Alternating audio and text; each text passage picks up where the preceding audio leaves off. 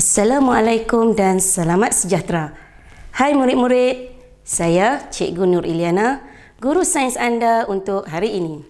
Dan topik yang kita akan pelajari pada hari ini adalah daripada bab 4, tingkatan 2 iaitu kesihatan manusia dengan standard kandungan 4.1, penyakit berjangkit dan penyakit tidak berjangkit.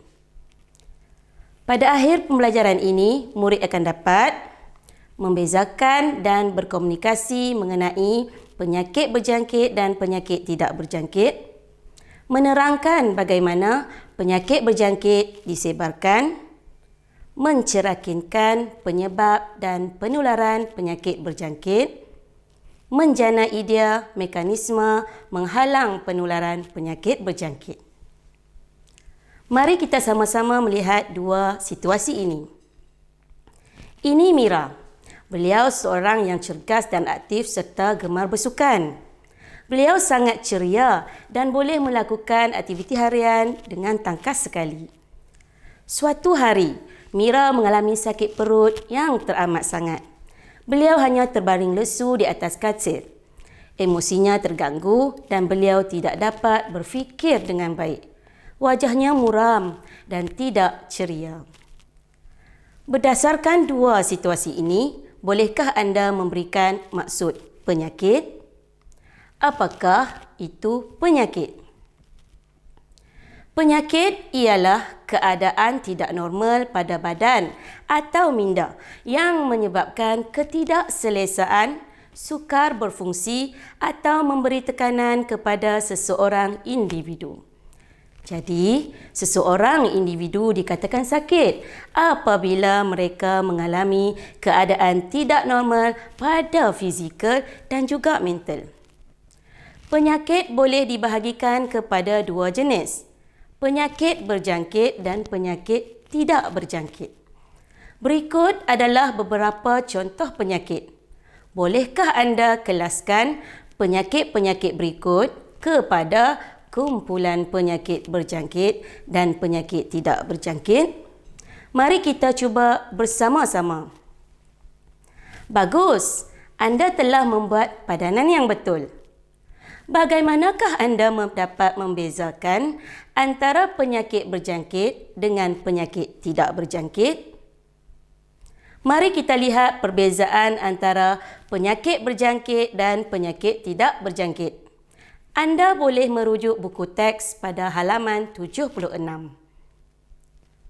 Baiklah, cikgu akan mulakan dengan penyakit berjangkit. Penyakit berjangkit ialah penyakit yang boleh dipindahkan dari seseorang individu kepada seorang individu yang lain. Penyakit ini berlaku disebabkan jangkitan daripada patogen secara langsung atau melalui medium dan vektor. Apa itu patogen? Patogen ialah organisma penyebab penyakit, sama ada ia adalah bakteria, virus, protozoa, kulat dan cacing. Jangkitan boleh berlaku melalui medium. Contoh medium adalah seperti air, udara dan sentuhan. Vektor pula selalunya haiwan atau serangga yang membawa patogen penyebab penyakit seperti tikus, nyamuk dan lalat. Berikut adalah beberapa contoh penyakit, iaitu denggi, kolera, panau, tuberkulosis, malaria dan COVID-19. Seterusnya, mari kita lihat apa yang dimaksudkan dengan penyakit tidak berjangkit. Penyakit tidak berjangkit ialah penyakit yang tidak boleh berpindah daripada seorang individu kepada seorang individu yang lain. Penyakit ini berlaku disebabkan gaya hidup atau faktor genetik seseorang. Contoh penyakit tidak berjangkit ialah tekanan darah tinggi atau nama lainnya hipertensi, kencing manis iaitu diabetes dan juga kanser. Sekarang kita akan belajar bagaimana penyakit ini disebarkan. Penyakit berjangkit boleh berpindah dan disebarkan daripada seorang pesakit kepada individu lain melalui 4 cara berikut. Pertama, melalui udara. Kedua, melalui air. Ketiga, melalui sentuhan. Dan keempat, melalui vektor. Baiklah, kita mulakan dengan jangkitan penyakit bawaan udara. Bagaimanakah penyakit bawaan udara boleh berjangkit kepada individu lain? Terdapat 2 cara jangkitan penyakit bawaan udara. Pertama, melalui titisan dan kedua, melalui habuk. Jangkitan titisan ialah percikan titisan air yang mengandungi patogen. Contohnya dari air liur pesakit atau dari mulut dan hidung pesakit kepada orang yang terdekat semasa bercakap, batuk, bersin, menguap dan bernafas. Jangkitan habuk pula ialah jangkitan daripada bakteria atau virus dalam air ludah pesakit yang sudah kering dan membentuk spora, seterusnya dibawa oleh angin bersama habuk. Spora ini akan terbang ditiupkan angin dan berpindah menjangkiti individu lain pula. Apakah gejala yang sering dialami oleh individu yang dijangkiti oleh patogen bawaan udara? Pada kebiasaannya, individu yang dijangkiti oleh penyakit bawaan udara akan mengalami gejala-gejala atau simptom berikut. Batuk, selsema, sakit tekak, sakit sendi, radang paru-paru dan demam. Pada tahun 2020, kita dikejutkan dengan suatu penyakit yang tidak dijangka. Penularan wabak COVID-19 sangat cepat dan jutaan individu seluruh dunia dijangkiti, malah meragut ribuan nyawa.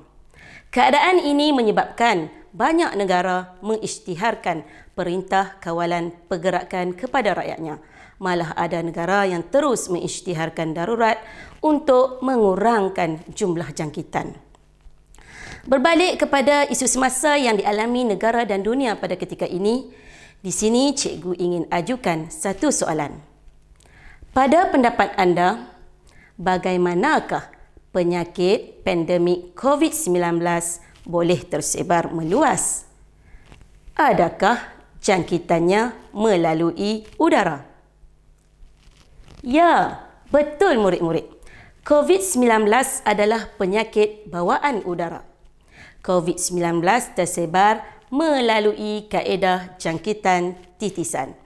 Cara penularan novel coronavirus COVID-19 daripada individu kepada individu yang lain ialah melalui titisan dari hidung atau mulut yang tersebar apabila seseorang dengan COVID-19 batuk atau bersin. Titisan ini merentasi objek dan permukaan di sekelilingnya. Orang lain kemudian mendapat jangkitan COVID-19 dengan menyentuh objek atau permukaan. Kemudian menyentuh pula mata, hidung dan mulutnya. Seseorang itu juga boleh dikatakan dijangkiti COVID-19 jika mereka berada dekat dengan pesakit COVID-19 yang batuk, bersin atau melepaskan titisan. Penyakit-penyakit seperti sistem pernafasan akut teruk SARS, influenza H1N1 dan cacar air merupakan beberapa lagi contoh penyakit bawaan udara. Justeru, bagaimanakah caranya untuk melindungi diri kita daripada jangkitan penyakit bawaan udara? Apakah langkah-langkah pencegahan yang perlu kita amalkan? Jangkitan udara dapat dicegah dengan mengamalkan cara-cara berikut. Pertama, menggunakan pelitup muka apabila mempunyai gejala selsema dan batuk. Kedua, menutup hidung dan mulut sewaktu batuk dengan kain. Ketiga, mengelakkan diri daripada berada di tempat awam yang sesak. Keempat, memastikan tempat tinggal kita cukup cahaya kerana sinaran ultra ungu boleh membunuh sesetengah mikroorganisma dalam udara. Kelima, kerap membasuh tangan dengan sabun dan pembasmi kuman. Dan yang terakhir, tidak meludah di merata-rata tempat. Sekarang kita lihat pula jangkitan penyakit bawaan air. Penyakit berjangkit juga boleh merebak melalui medium air. Jangkitan melalui air biasanya berlaku di kawasan yang tidak mempunyai bekalan air paip terawat dan sistem sanitasi yang sempurna. Sebagai contoh, apabila seseorang menggunakan tandas yang dibina di atas sungai, tinjanya mengandungi patogen akan memasuki sungai dan mencemarkan sungai itu. Seseorang boleh dijangkiti patogen apabila terminum air sungai yang tercemar ini. Contoh penyakit yang boleh merebak melalui air ialah kolera atau taun disebabkan jangkitan bakteria yang terdapat dalam air tercemar dengan najis atau muntah yang dijangkiti. Demam kepialu atau tifoid disebabkan oleh jangkitan bakteria Salmonella typhi yang terdapat dalam minuman atau makanan yang dicemari najis. Dysentery ameba, keradangan usus akibat jangkitan ameba dan menghasilkan cirit-birit serta lendir berdarah. Bolehkah anda berikan cadangan untuk mencegah penyakit bawaan air ini? Ya, jangkitan penyakit bawaan air boleh dielakkan dengan mengamalkan langkah pencegahan berikut. Pertama, membina tandas yang mempunyai sistem sanitasi yang sempurna. Kedua, mendidihkan air minuman dengan sempurna untuk memusnahkan bakteria, protozoa penyebab penyakit. Ketiga, mencuci tangan dengan sabun selepas menggunakan tandas. Dan yang keempat, mencampurkan klorin di dalam kolam renang dan sistem bekalan air. Cara ketiga, bagaimana penyakit berjangkit tersebar ialah melalui medium sentuhan. Jangkitan penyakit melalui sentuhan boleh terjadi apabila sentuhan melalui kulit. Contohnya, penyakit kurap dan panau yang disebabkan jangkitan kulat apabila seseorang individu tersentuh kulit pesakit atau berkongsi pakaian dengan pesakit. Sentuhan melalui hubungan seks, contohnya penyakit sifilis, gonorea dan AIDS yang berjangkit melalui air mani dan bendalil faraj. Sentuhan melalui perkongsian jarum suntikan di kalangan pesakit dan penagih dadah, contohnya penyakit AIDS. Sentuhan melalui transfusi darah yang berpenyakit. Dan metod terakhir penyakit berjangkit tersebar ialah jangkitan melalui vektor. Seperti yang cikgu maklumkan pada awal pembelajaran tadi, vektor ialah haiwan atau serangga yang membawa patogen penyebab penyakit. Bagaimanakah haiwan serangga ini boleh menyebabkan penyakit tersebar kepada individu yang lain? Ada penyakit tidak memerlukan vektor untuk merebak. Ia boleh merebak sendiri. Tetapi ada sesetengah penyakit perlukan perantara atau haiwan untuk pindahkan patogen kepada orang lain. Haiwan ini bertindak sebagai vektor yang akan memindahkan patogen. Mari kita rujuk buku teks halaman 79. Jadual 4.1 vektor dan patogennya. Anda boleh perhatikan jenis-jenis patogen dan vektor yang akan membawanya. Sekarang kita lihat pula halaman 80 buku teks masing-masing. Lihat jadual 4.2. Jadual itu menunjukkan beberapa jenis penyakit bawaan vektor.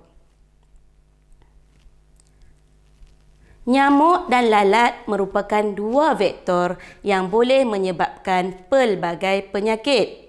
Dengan merujuk pada jadual 4.2, kita dapat perhatikan nyamuk dan lalat merupakan vektor yang boleh menyebabkan pelbagai penyakit.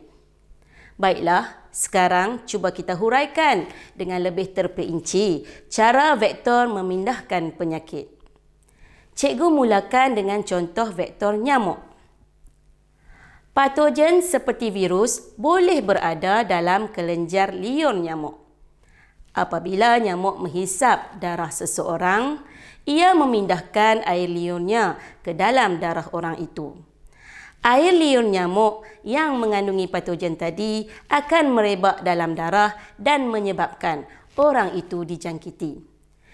Sekiranya nyamuk lain pula datang menghisap darah orang yang dijangkiti tadi, nyamuk tersebut akan menyebarkan pula patogen dalam darah pesakit tadi kepada mangsa yang lain. Bagaimana pula dengan lalat?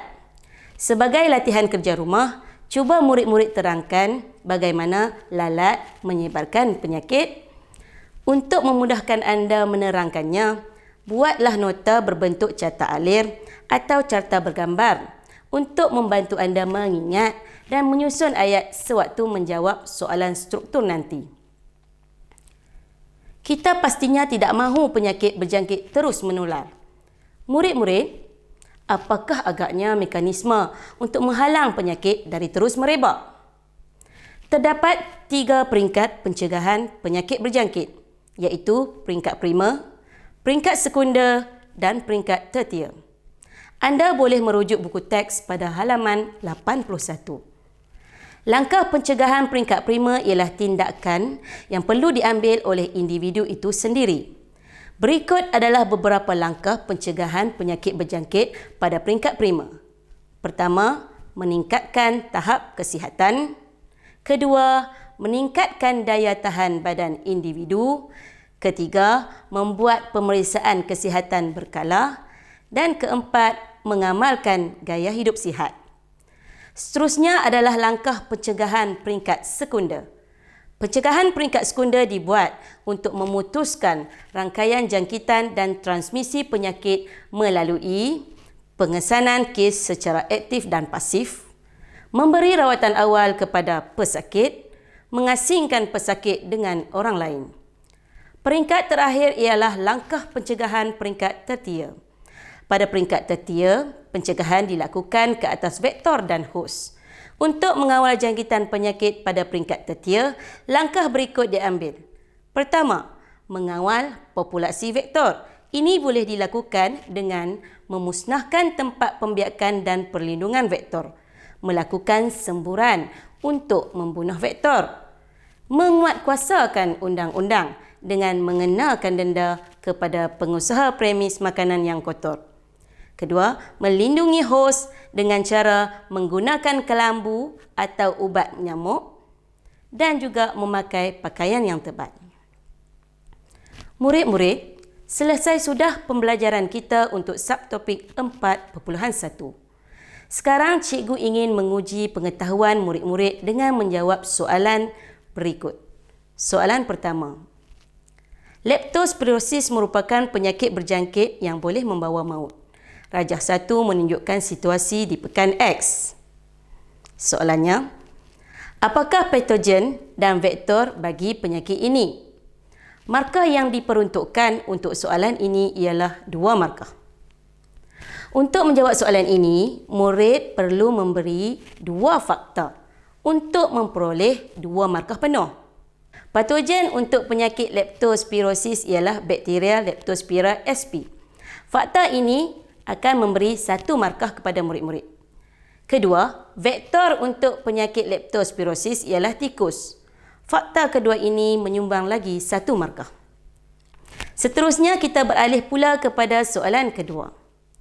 Rajah menunjukkan perangkat tikus yang diedarkan kepada komuniti di bandar itu oleh Majlis Perbandaran. Dengan menggunakan daya kreativiti anda, ubah suai perangkap tikus itu untuk membolehkan perangkap itu menangkap lebih banyak tikus. Lakarkan pengubah suaian perangkap tikus itu dan terangkan bagaimana ia berfungsi. Markah yang diperuntukkan untuk soalan ini ialah 3 markah. Untuk menjawab soalan ini, murid-murid perlu melakar dengan label untuk mendapat 1 markah dan menerangkan alat ini berfungsi akan memberikan lagi 2 markah. Sebelum cikgu akhiri kelas kita pada hari ini, cikgu harap murid-murid dapat membezakan penyakit berjangkit dan penyakit tidak berjangkit, mengenal pasti 4 cara penyebaran penyakit berjangkit, mencadangkan langkah-langkah atau mekanisme pencegahan penyakit berjangkit. Baiklah murid-murid, setakat ini sahaja sesi pembelajaran kita pada hari ini. Semoga murid-murid dapat belajar dengan baik. Sampai kita bertemu lagi. Bye.